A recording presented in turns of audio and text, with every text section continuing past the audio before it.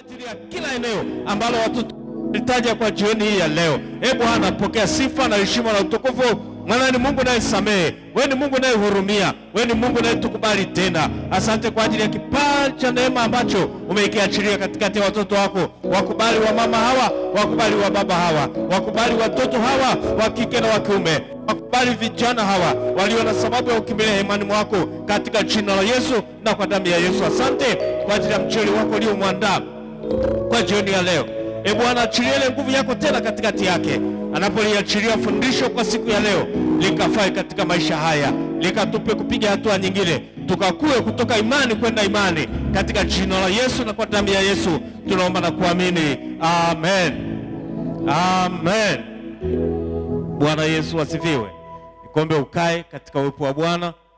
Nimwalike mtumishi wa Mungu, theolojia wetu Mgase, ataendelea kusema nasi katika kipindi na fundisho la leo, tunapoendelea katika siku hii ya 4 katika mfungo wetu wa Kwaresma. Karibu baba.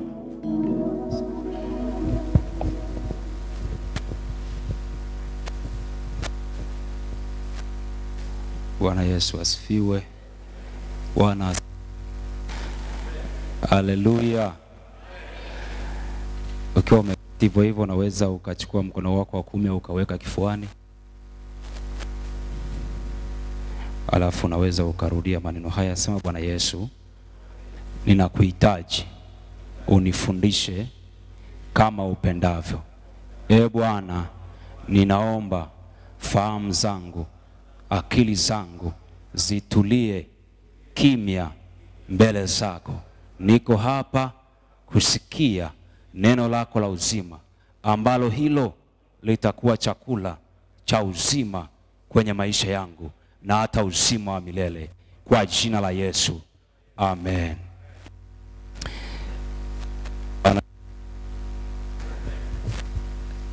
Asante. Nafikiri tu tuna shida tu ya tunamshukuru Mungu aliyetupa nafasi, kila mmoja aliyoko hapa, kwa namna ambavyo ametutunza siku ya leo nzima. Lakini pindi ambapo tumeanza huduma hii ya siku ya 40 kuelekea Pasaka, na tunamtukuza Mungu kwa namna ambavyo amesema na sisi kwa wiki ambayo iliyopita. Na nafikiri tulio kuwepo wiki iliyopita, kuna mambo ambayo tulijaribu kufundishwa na mchungaji, na kichwa ambacho kilikuwa kinatuongoza wiki iliyopita kilikuwa kinasema, kwa wale ambao watakuwa wanakumbuka, maombi na mfungo kuimarishwa kwa maono au kwa uono wetu. Maombi na mfungo kuimarishwa kwa uono wetu. Na neno la Mungu lilikuwa kutoka kwenye kitabu cha Marko ule mlango wa kwanza mstari wa 12 na 21. Kwa hiyo Mungu ametupa neema tena wiki hii, na tunatamani Mungu atupeleke kama vile ambavyo Roho Mtakatifu amekusudia. Kwa hiyo kila siku ambapo unakuja kwenye madhabahu ya Mungu, wewe tamani kwamba Mungu, inapokwenda leo isiwe kama jana. Kuna namna ambavyo natamani leo unifundishe tofauti na vile ambavyo nilijifunza jana. Binasema Mungu wetu ni yeye yule jana, leo na nini na milele. Maana kuna vitu ambavyo wakati fulani unaweza ukawa unajifunza kwa wakati huu, na ndivyo ambavyo Mungu amekusudia. Na wakati mwingine unaweza ukawa umekuja jana au umetoka leo ukaja kesho, ukasema kitakuwa kile ambacho nimejifunza jana ndicho ambacho kinafundishwa. Kuna namna Roho Mtakatifu anaweza akawa na kufundisha tofauti kabisa na jana ambavyo ulifundishwa. Kwa hiyo tamani tu kwamba nimekuja leo, Mungu nihudumie kwa tofauti na vile ambavyo umekusudia. Amen. Haleluya, haleluya. Neno la Mungu ambalo tumepewa na natamani tutembee nalo kwa wiki hii, lina kichwa ambacho kinasema kutubu. Kutubu kwenye kuleta matokeo kwenye ulimwengu wa roho. Kutubu kwenye kuleta matokeo kwenye ulimwengu wa roho. Au naweza nikasema kutubu kwenye kuleta tukio kwenye ulimwengu wa roho. Maana kuna matukio ambayo yanatakiwa yatokee kwenye ulimwengu wa roho, lakini kabla hayajatokea kuna mtaka huyu mtu kwanza aanze kutubu. Bwana asifiwe. Bwana asifiwe. Na nikawa najaribu kutafakari, wao watu labda kuna namna ambavyo wanafahamu kwa habari ya kutubu. Kutubu hapa ni nini? Tunapozungumza kutubu kwenye kuleta matokeo, kutubu ni nini? Na ukijaribu kutafuta maana kwamba nini maana ya kutubu, kwa ufupi kabisa, kutubu ni kugeuka. Wewe mwenzako, kutubu ni kugeuka. Mwambie tena, kutubu ni kugeuka. Kwa hiyo tunapozungumza kwa wiki hii nzima, natamani Mungu atufundishe kwa habari ya kutubu kama ishara ya kugeuka.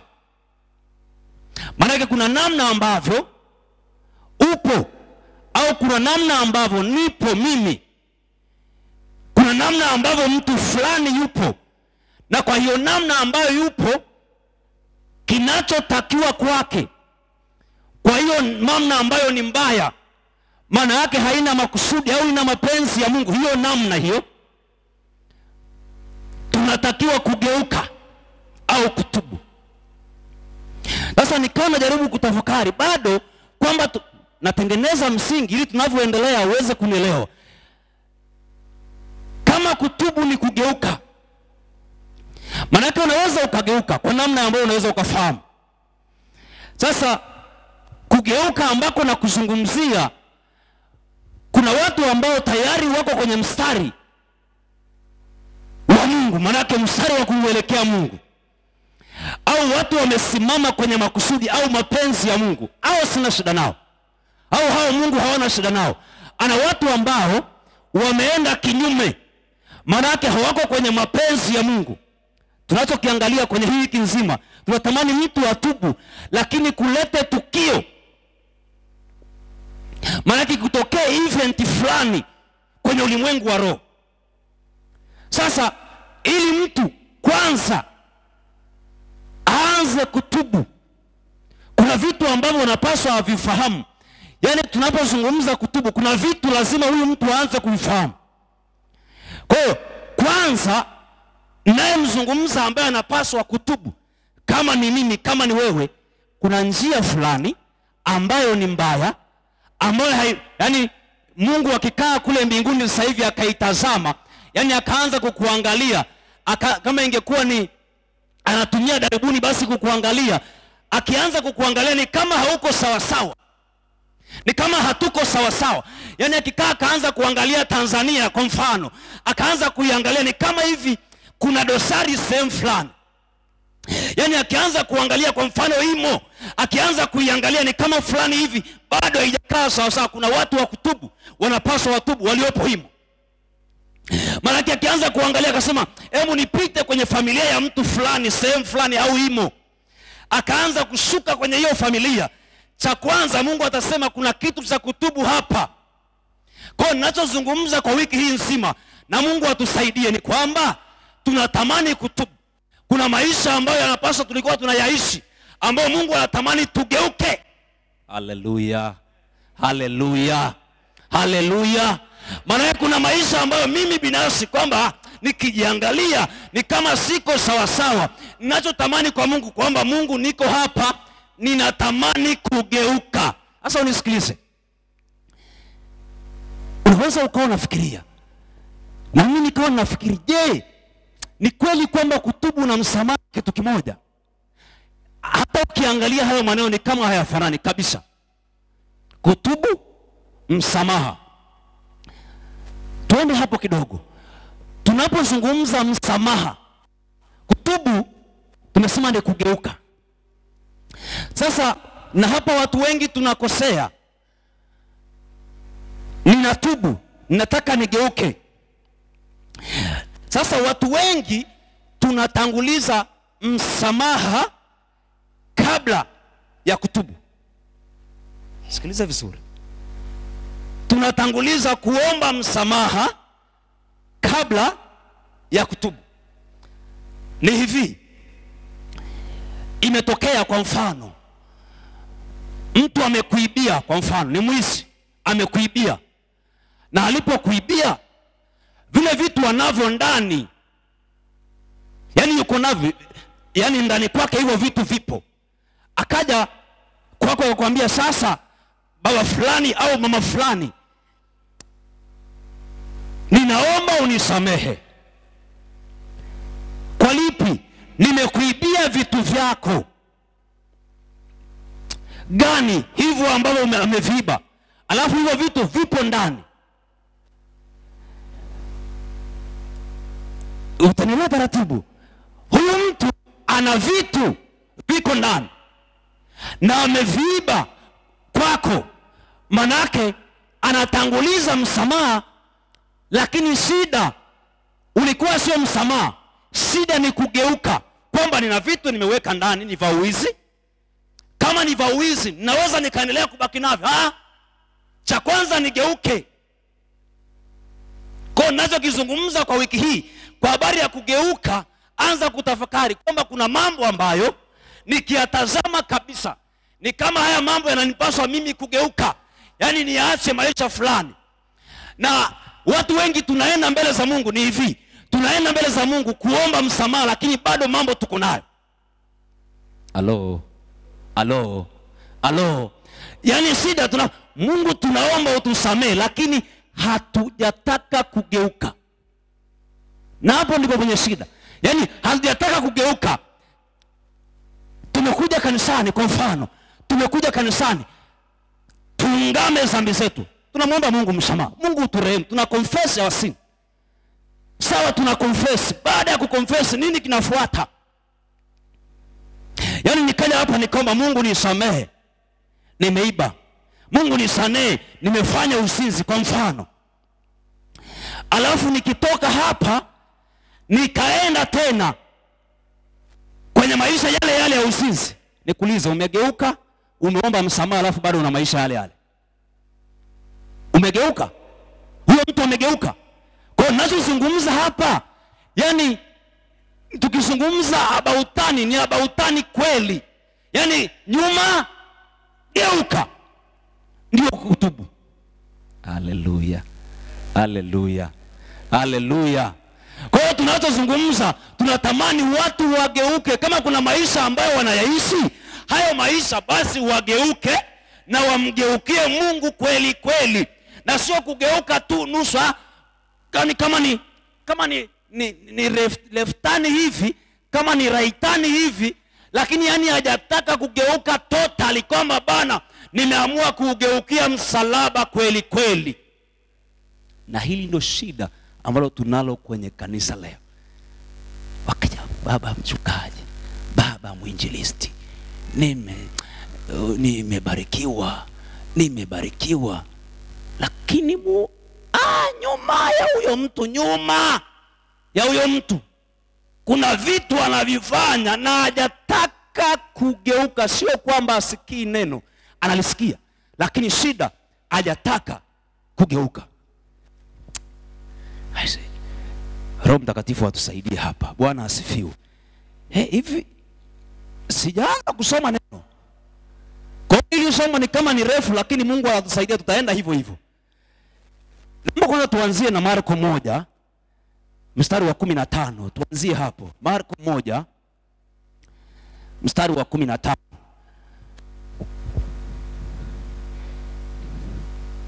Marko 1:15. Neno la Mungu linasema, akasema, wakati umetimia, ufalme wa Mungu umekaribia, tubuni na kuiamini Injili. Sasa unisikilize, ninachozungumza ni hichi hapa. Japo msingi wa neno langu, wa somo langu la wiki hii, kesho nitatoa msingi vizuri. Kwa habari ya kugeuka, tunasema ni mtu anageuka kabisa. Na hapo anasema kwamba ufalme wa Mungu umekaribia, lakini anasema tubuni. Sikiliza, anaposema tubuni, kuna mahali anakuambia ugeukie. Yani kuna namna ambayo ulikuwa unaishi, kuna vitu ambavyo ulikuwa unavishi, lakini wapi ugeukie? Anasema tubuni na kuiamini Injili. Maana yake hao watu walikuwa wamegeukia pengine kwenye tamaduni za kwao. Kama ingekuwa ni Mafarisayo, basi hawa Mafarisayo walikuwa wanadili kwenye ibada za kwao, kwenye tamaduni za Kiyahudi. Lakini anasema tubuni kwa sababu ufalme wa Mungu umekaribia, lakini iaminini na Injili. Manake mahali pa kugeukia ni kwenye Injili. Mahali hao watu wanaambiwa wageukie ni kwenye habari njema ya Yesu. Haleluya, haleluya. Natamani ukifahamu ni kwamba unapotubu, maana yake unampa Mungu nafasi ndani yako. Unapotubu, ninapotubu, ninampa Mungu nafasi kwamba Mungu, sasa nilikuwa sijageuka na leo nimegeuka, na baada ya kugeuka, Mungu sasa chukua nafasi ndani ya moyo wangu. Chukua nafasi kwenye kila eneo la maisha yangu. Hilo ni jambo la kwanza. Jambo la pili, usikie kutubu kama hilo neno tubu au kutubu ni kitendo. Nasema tena, kutubu ni kitendo. Yaani sio kama ni jambo fulani hivi lisilo hitaji kutenda.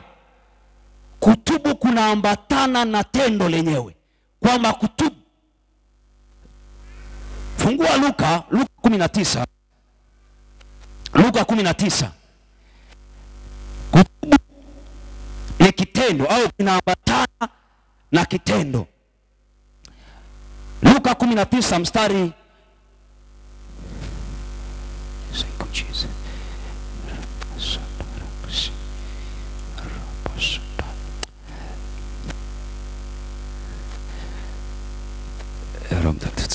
Kumi na tisa mstari wa kwanza hadi wa 10, lakini naomba nisome tu ule mstari wa 8.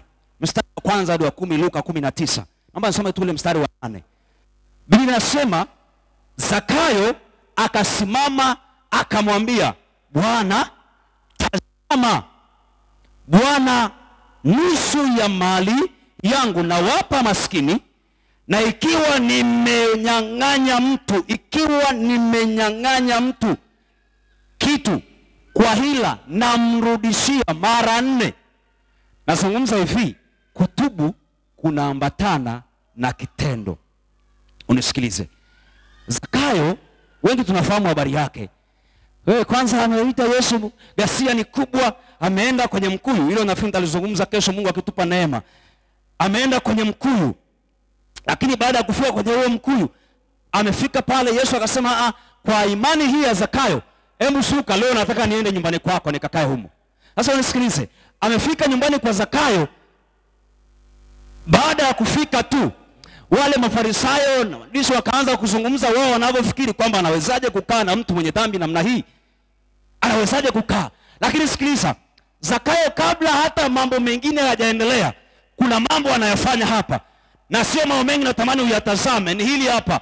Anasema, ikiwa nimewanyang'anya au nimemnyang'anya mtu kitu kwa hila, namrudishia. Nazungumza kitendo katika kutubu. Kitendo katika kutubu. Zakayo kwanza hajaambiwa na mtu, lakini licha ya kwamba hajaambiwa, Zakayo anasema nitamrudishia. Maana yake kuna vitu ambavyo alikuwa amewachukulia. Sasa sikiliza, au tazungumza lakini Mungu akitupa neema kesho. Kuna vitu ambavyo alikuwa vya watu amevichukua kwa dhuluma. Maana yake amemkosea Mungu, amewakosea hao watu. Lakini hakuishia hapo, akasema hao ambao nimewachukulia nitawarudishia mara 4. Maana yake kutubu kwa Zakayo hakukuwa kwa maneno tu. Nilikupa mfano wa yule mtu ambaye alikuwa ameiba kitu cha mtu, alafu ameweka vitu, alafu baada ya kuweka vitu ameenda kuomba msamaha. Sasa Zakayo anasema, ikiwa nimemchukulia huyo mtu mara 4 nitamrudishia. Maana yake kitendo kinaonekana kwa Zakayo kwamba sawa nilikosa, na sawa mimi ni mwovu, lakini nifanyeje? Anasema mara 4 nitarudisha. Kwa hiyo kutubu kwa hali ya kawaida, mpendwa mtu wa Mungu, kinaambatana na kitendo ambacho hicho kitendo kinaanza kutafsiriwa kwa namna ya nje kuelekea ndani, maana yake rohoni. Maana yake hili ni muone mtu kwamba bana, ndugu yangu, nimetubu kwako, yani nimetubu kwa Mungu. Anza kwanza, yani bila sema wakina Petro walionekana kwa nje tu kwamba sasa huyu mtu hata matendo yake, hata muonekano, hata tembea ya huyu mtu tunavyomuona tu ni mwanafunzi wa Yesu. Maana yake huyu mtu matendo ya nje kwanza, lakini baadaye kinaanza kutafsiriwa ndani ya mwili. Haleluya, haleluya, haleluya, haleluya. Niwaambie wapendwa watu wa Mungu, tunapozungumza neno hili, yani anza kupita kwenye familia kwako, anza kupita kwako binafsi, anza kupita ambako unafanya kazi, kwamba ukiangalia kwamba wapi natamani nitubu, wapi natamani kurejea. Kuna vitu Mungu anatamani kutukumbusha kwa resma hii. Kuna maisha ambayo yamkini wakati mwingine tuliyaishi kwa kawaida na umazoea, na Mungu akituangalia ni kama hao watu ni kama wamechanganyikiwa mwilini, rohoni ni kama wamechanganyikiwa. Yani wakati mwingine hata naweza nikawa nina hudumu hapa, nimesimama, lakini matendo yangu nyuma.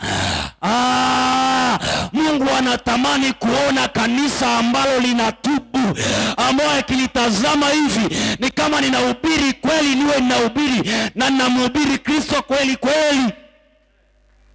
Yani kama ni kwaya imani tunaimba, acha tumuimbie Mungu kweli kweli na maisha na mienendo. Tukienda kazini watu waseme hakika kwa matendo ya huyu, acha nimgeukie Yesu wa Nazareti aliye hai. Haleluya, haleluya. Nasema kutubu kwenye kuleta matokeo, kwenye kuleta tukio kwenye ulimwengu wa roho. Haleluya, haleluya, haleluya. Mimi nikwambie tu, nilikuwa nataka tamani niendelee kumaliza hapa. Nikwambie, unapotubu tusema inaleta tukio kwenye ulimwengu wa roho. Na kama inaleta tukio kwenye ulimwengu wa roho, uelewe vitu vinaanza kutokea rohoni. Yani usikie mtu amefanikiwa, hakufanikiwa tu, vilianzia rohoni. Yani ukisikia mtu amelaaniwa, hakulaaniwa tu, vilianzia ndani rohoni. Kwa ninapozungumza kwenye ulimwengu wa roho, maana yake unapofanya dhambi haufanyi na mwili tu, yani mwili na roho vinaambatana. Hujanielewa? Njoo kanisani bila roho yako. Hujanielewa? Njoo kanisani bila, au njoo na roho, acha mwili nyumbani. Hujanielewa? Maana yake yani mtu anapotokea akasema mimi leo nimeanza na nimesema tutakutana guest fulani, tutafanya mambo fulani huko ambako tutakutana. Yani kile umefanya tu, ni tuelewe tu kwamba roho pia inahusika. Kwa hiyo naposema tunatubu, na katika kutubu huko kinatakiwa kulete matokeo. Maana kama uharibifu unaweza kuanzia rohoni, kumbe na hata mambo ya kimungu yanaweza kuanzia rohoni. Haleluya. Nazungumza na watu wawili watatu, wanaweza wakanipungia namna hii, wanaweza wakanipungia tu namna hii. Asante, asante, asante, asante. Mungu awabariki sana.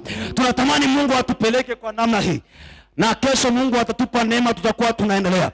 Lakini anza kuelewa kwamba kutubu kuna kuhitaji gharama. Niache na hili tu kwamba kutubu kuna kuhitaji gharama. Na unaweza ukachukua hata reference ya Zakayo. Fikiria umemchukulia mtu Kama umemchukulia simu moja, alafu leo baada ya kutubu unaambiwa unarudisha simu 4, unaweza ukafikiri gharama ya kutubu. Ashukuru Yesu wa msalaba ambaye ametufia, maana kwa huyo anachukua gharama. Kila gharama ambayo tunadaiwa, Yesu wa msalaba anaichukua. Alilipa deni zangu wa gharama ya mauti, msamaha hawa zambi uliupata Kalvari. Alilipa deni zangu. Sasa ukasimama kwa miguu yako hapa. Wa gharama ya mauti, msamaha hawa dhambi niliupata Kalvari. Mwanaume Yesu alilipa deni zangu.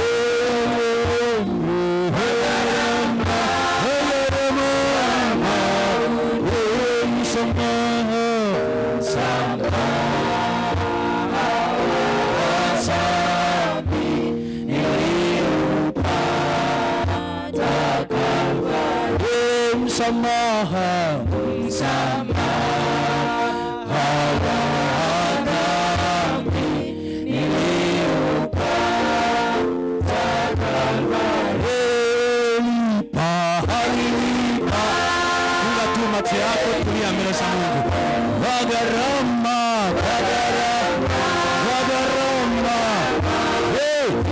Msamaha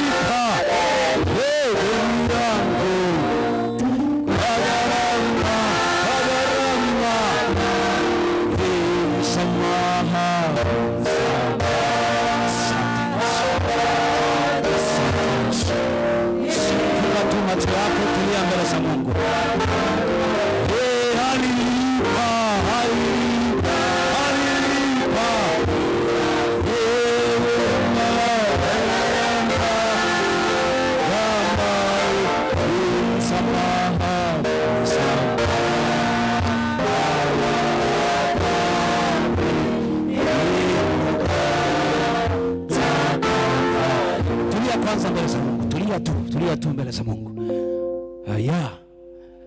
Today ni alpha. Leo ni alpha. Leo ni mwanzo wa somo hili. Tunataka kutamani kwa Mungu, kweli litokee badiliko.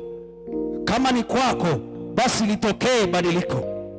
Kama ni kwenye familia ya kwako, kama ni kwenye kazi, chochote litokee kweli badiliko. Litokee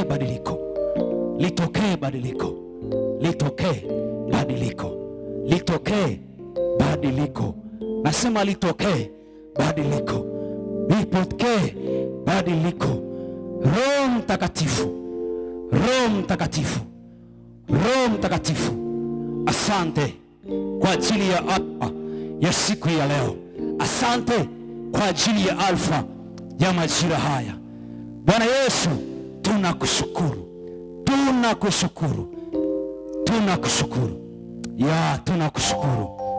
Roho Mtakatifu, tunakushukuru. Emsema Bwana Yesu. Ninakuhitaji. Unifundishe namna ya kutubu kwenye kuleta matokeo kwenye ulimwengu wa roho.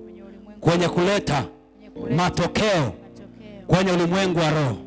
Yesu, ninakuomba uniambatanishe, uniungamanishe na yote ambayo sijasimama sawa sawa kwenye mapenzi yako.